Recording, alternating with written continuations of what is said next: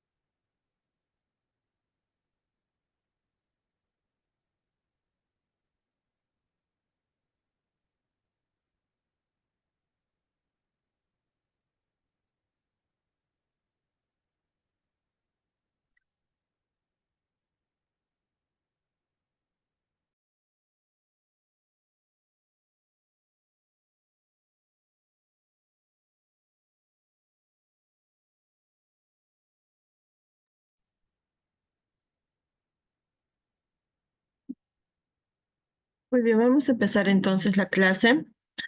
Hoy día teníamos prácticamente nuestro repaso práctico del segundo parcial, así que como no vamos a poder realizarlo vía virtual, esto se va a reprogramar.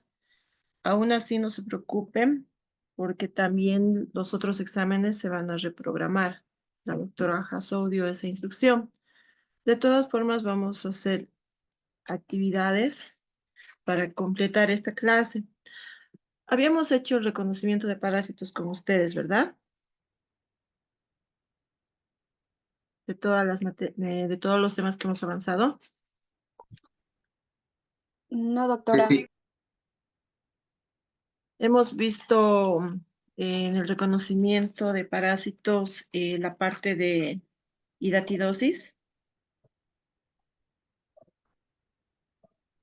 Sí, doctora. Ya, entonces estamos al día. Lo que no sé cuándo vaya a ser la reprogramación, Nidia. Simplemente la doctora dijo que todo se va a modificar.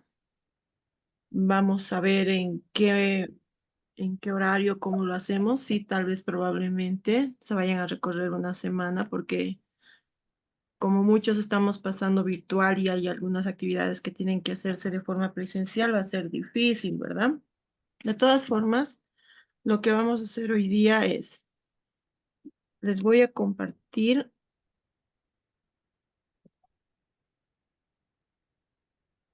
una actividad a través de mi plataforma en la que vamos a reconocer oxiuros.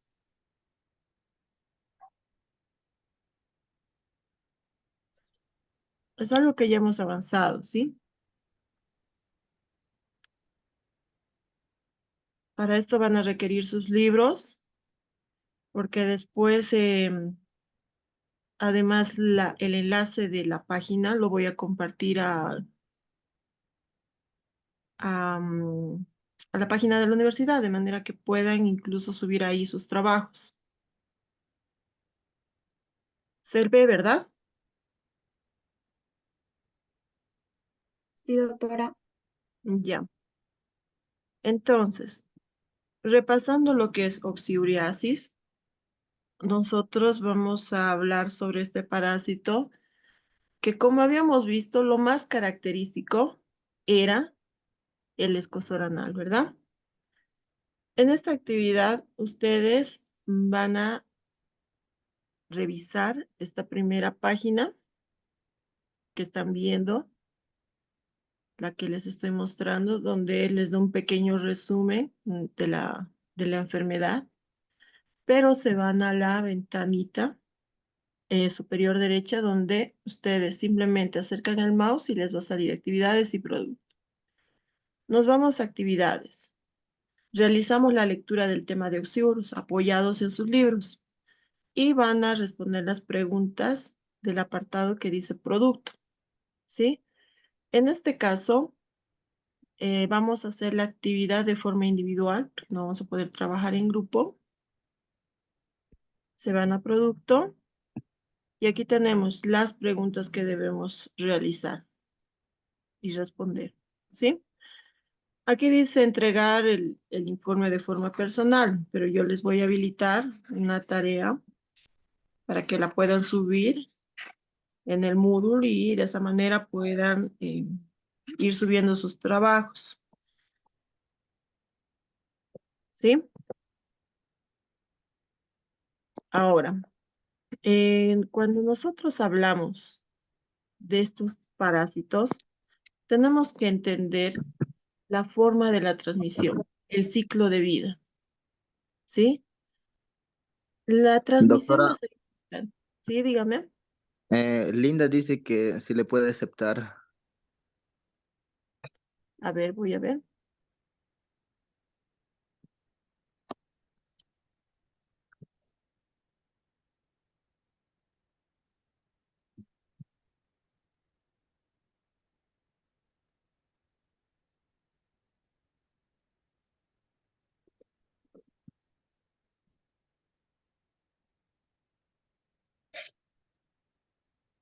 Admitir, ya. Gracias.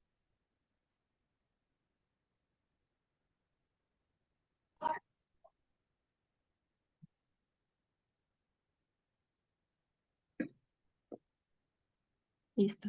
Ahora sí. Como les decía, entonces, ¿se sigue viendo la pantalla compartida o me salí? Ay, no. Mm, eso es lo que sale.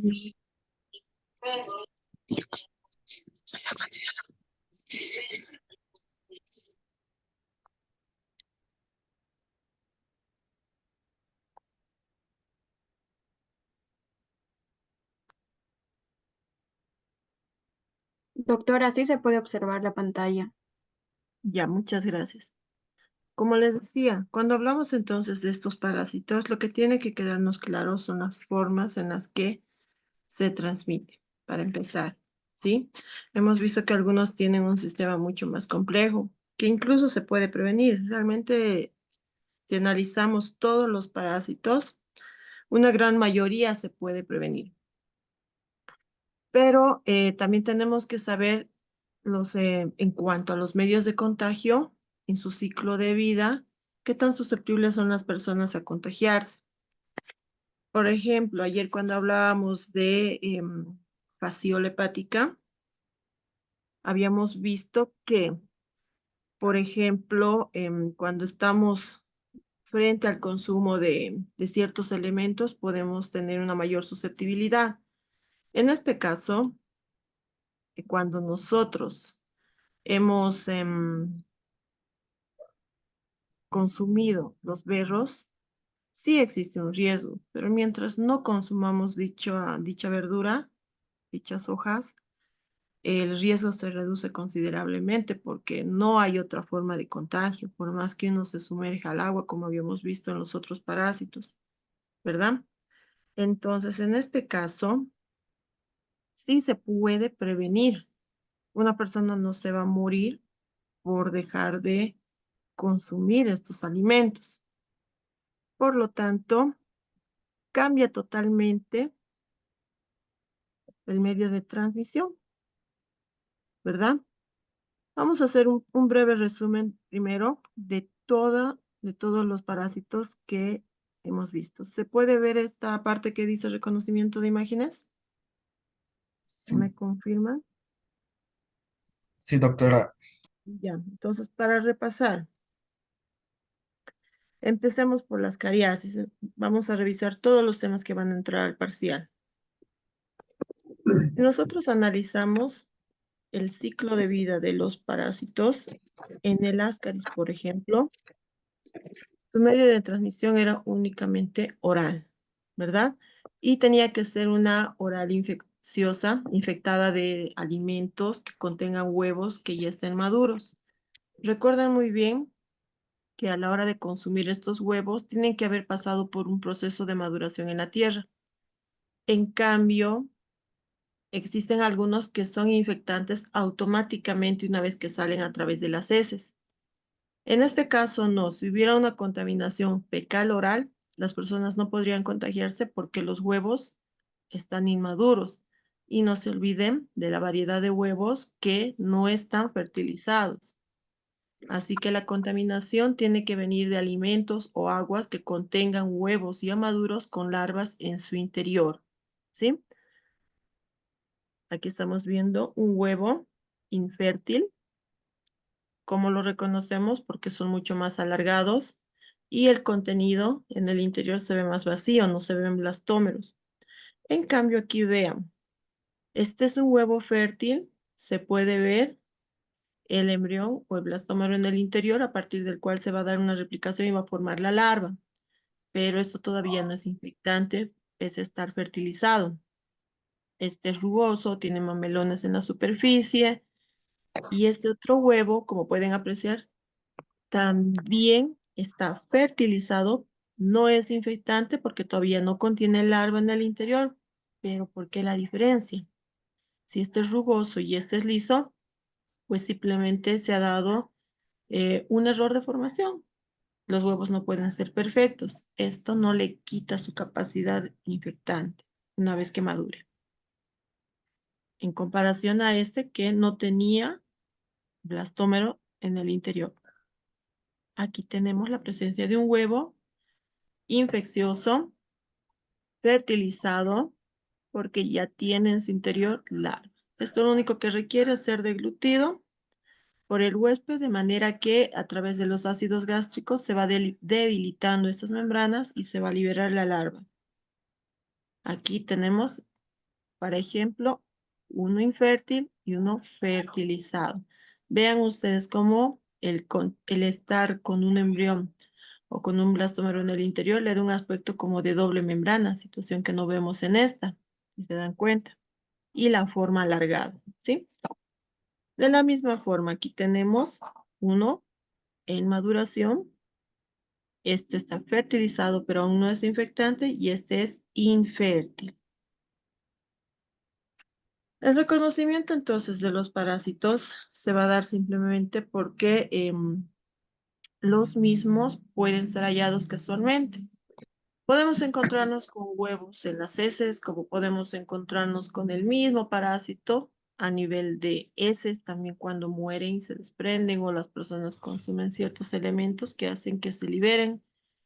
O, como ven en este caso, hallazgos casuales donde las personas pasan por un procedimiento buscando tal vez solución a alguna otra patología o ante otra sospecha y se descubre al intruso, ¿verdad? El mayor problema con los ascaris se da entonces por la cantidad. El mayor riesgo entonces en este tipo de parasitosis, ¿cuál va a ser? ¿Qué pasa si tenemos muchos ascaris en intestinos? La acumulación, el nudo. Erupciones. Exacto. Que al final terminen produciendo obstrucciones. Vean la gran cantidad. Ahora, esto se va a complicar más si ustedes no hacen una buena medición de la cantidad de parásitos y le dan directamente fármacos. Y a veces hay gente que dice, me desparasitaré sin ir al médico. Creo que tengo gusanos y se toman medicamentos. Lógicamente todos van a morir porque viven en la luz intestinal, de ahí que eliminarlos también es mucho más fácil. Pero con la peristalsis y el arrastre se terminan formando ovillos que causan después oclusiones intestinales. Y ese es el mayor peligro, porque incluso en las oclusiones eh, es una, es una emergencia que va a requerir cirugía, pueden llegar a producir rupturas del intestino, entonces se va complicando la situación. Lo mejor entonces es evaluar la carga parasitaria para realizar una extracción lunar y después de eso se va realizando, consecuentemente a eso, se va a realizar el tratamiento farmacológico por si hubieran quedado algunos. Claro, lógicamente ya no vamos a tener el mismo riesgo de la complicación, ¿verdad? Vean aquí, entonces no es necesario abrir el segmento de los intestinos en diferentes partes, simplemente se va haciendo un barrido y si queda alguno ya los fármacos se encargarán de eliminarlo. Puede haber ascariasis con migración errónea.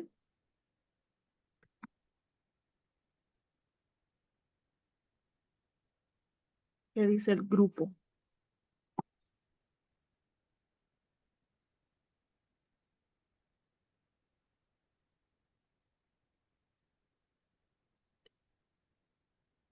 ¿Podrán migrar erróneamente y no quedarse solamente en los intestinos? Sí. No. Pues sí, sí. Se han documentado algunos casos de ascaris que han logrado llegar a pulmón. Sí, y es por la vía que siguen y al final no son inspectorados y empiezan a crecer en ese lugar. Como no es su hábitat, van a empezar a dar molestias. Otra migración errónea es por la cantidad de parásitos empiezan a ascender y van a ir incluso a producir vómitos con presencia de ascaris. Pueden introducirse a nivel de ciertos defectos del colédoco que van a hacer que permitan que permita que ingresen por el orificio y terminen instalándose en el conducto del colédoco, vesícula o hígado, donde también van a dar patologías relacionadas en realidad a el hígado, ¿sí? También se ha visto ascaris en apéndice. Recuerden ustedes que es un orificio muy diminuto y por lo tanto son ascaris pequeños que se introducen y empiezan a crecer y lógicamente nos van a dar patologías muy similares a cuadros de cualquier tipo de apendicitis y a veces casualmente en las cirugías donde se descubre porque a veces no son muy notorios en algunos estudios. Tricocefalosis. Cuando hablamos entonces de tricocefalosis, ustedes recuerden, trico, cabello, cefa, cabeza, ¿sí? Este parásito entonces se caracteriza porque su cabeza es la parte delgada, muy, muy delgada, tanto que le da un aspecto como el del cabello humano, ¿sí? Aquí la transmisión también requiere dos tipos de medio ambiente, uno interno, que se da a través del huésped, y otro externo. También en este parásito requiere una maduración externa. ¿Por qué?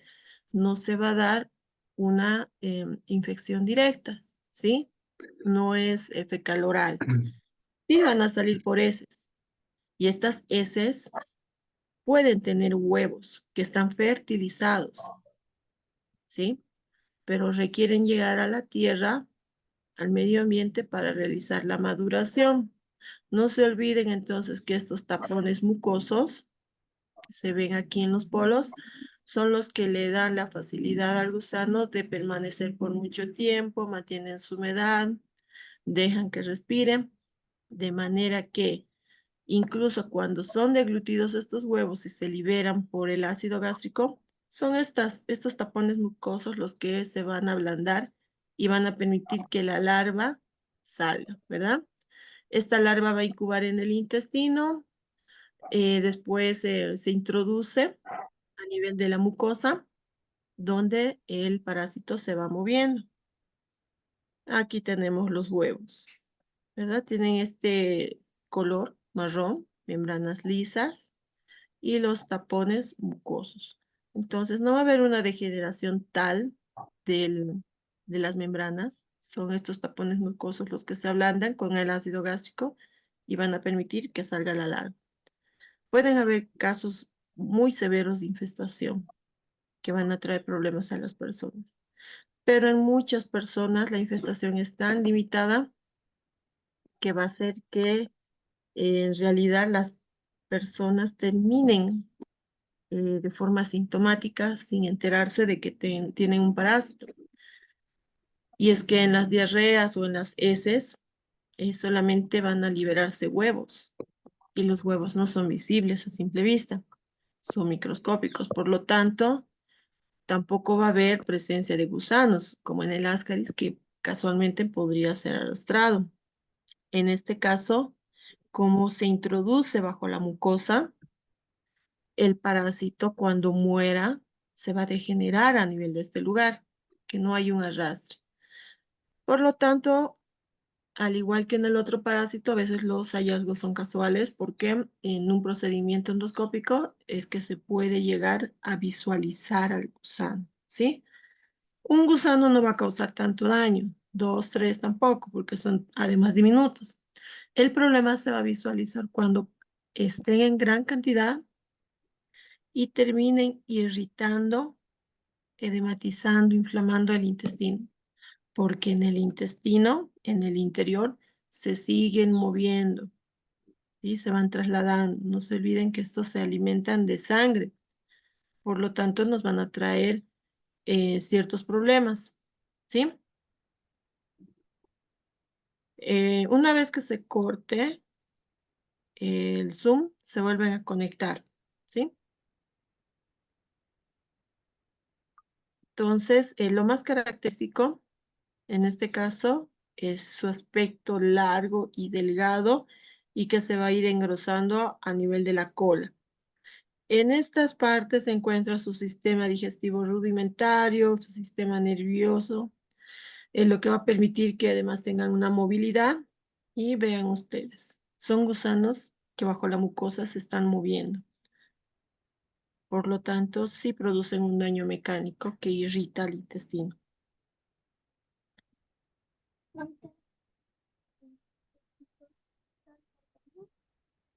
Aquí, vean, entonces la mayor complicación de esta parasitosis es por la inflamación y el prolapso. En este caso, no se olviden que no se deben asustar porque al final esto se puede tratar en las primeras etapas tranquilamente.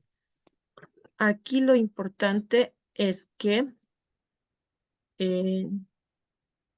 el tejido no permanezca mucho tiempo fuera porque se va a seguir edematizando más y va a ser difícil reintroducir, lo que va a llevar a un proceso de necrosis por isquemia. Así que se debe en este caso a estos niños internar. Los adultos nos libramos de este problema porque ya tenemos el esfínter más maduro y no va a haber este riesgo. Sí se pueden producir prolapsos en adultos, pero por otras patologías, como cuando el esfínter está dañado, sí, desgarrado, pero no por este parásito. Así que es propiamente del de los niños, ¿sí? Así que no se asusten. Hay medidas para que incluso en la internación el niño, como va a tener mucho tenesmo, pujo, va a querer producirse nuevamente el prolapso, pero se pueden hacer vendajes o adhesiones con cintas. De todas formas, como el niño está con diarrea, no va a poder retener y las heces van a salir por los interglúteos. Por lo tanto, una vez que defeque, se vuelve a limpiar y se vuelve a hacer el vendaje. Así que no existe problema en ese caso. Ahora, eh, a nivel de prolapso, ya se va a poder observar al mismo parásito, por lo tanto, no va a haber un riesgo, no va a requerir en realidad que nosotros estemos realizando procedimientos de identificar la presencia del parásito, hacer endoscopías, porque además, cuando el tejido está tan inflamado, realizar una colonoscopía va a producir que se rompa tejido, que terminemos perforando intestino. Como se ve a simple vista, no es necesario recurrir a otros procedimientos, ¿sí? Enterobius vermiculares. Los enterobius son el parásito que tienen gran facilidad de contagio. Están asociados a personas con bajo nivel socioeconómico y que viven en condiciones de hacinamiento y mala higiene. Recuerden ustedes que este parásito, entonces, tiene la característica de que la hembra, una vez que copula con el macho, se traslada a la región anal para que en los procesos de reposo, cuando la persona está sin movimiento, descansando, realice un depósito de huevos a nivel de los interglúteos, ¿sí? Entonces, como produce escozor, porque la hembra además libera una sustancia pegajosa para que los huevos se adhieran a la piel, va a condicionar a que las personas, consciente o inconscientemente, porque no se puede aguantar el escozor, se terminen rascando, lo que va a hacer que queden retenidos en las uñas. Y si no se lavan las manos, pueden contaminar alimentos, porque sí, en este caso el huevo sí va a madurar en el proceso de que transcurra la noche, porque maduran rápidamente en condiciones de calor, ¿sí? Por eso son infectantes rápidamente. Así que una mala manipulación de alimentos o que terminan derramando los huevecillos en la cama va a condicionar a que incluso cuando se realicen labores de limpieza como barrer o tender la cama, sacudir las sábanas, estos huevos puedan ser inhalados o puedan depositarse en superficies de alimentos. Son tan susceptibles entonces a que a través del polvo se depositen en las superficies de manera que si son personas que están hacinadas, tienen su mesa casi al lado de la cama y pueden estar los alimentos en la superficie, no siempre limpian la mesa antes de comer, entonces al manipular alimentos los van a terminar degluteando. Así que rápidamente son infectantes, por eso van a tener este aspecto como una muesca central, dándole un aspecto de semilla de café, ¿verdad? No se olviden que los huevos son bastante característicos porque tienen un lado plano y el lado convexo que le da ese aspecto de la madura. Vean aquí, un lado plano y un lado convexo. Y la hendidura, mucho depende del ángulo. Así que como maduran rápidamente, esto va a permitir que la larva rápidamente también se desarrolle.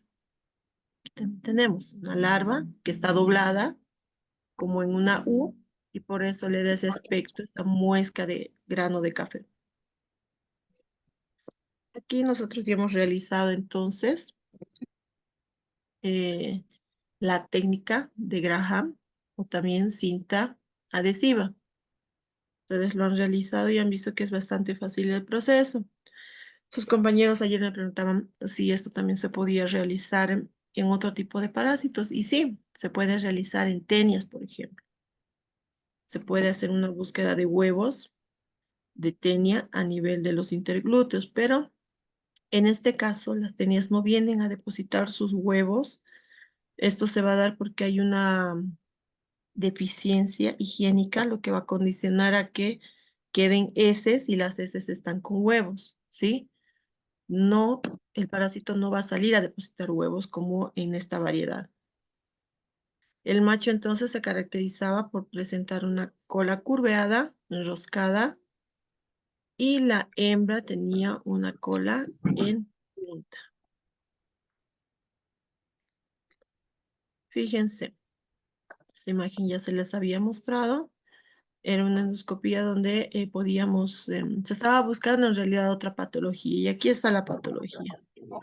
Al parecer es una neoplasia.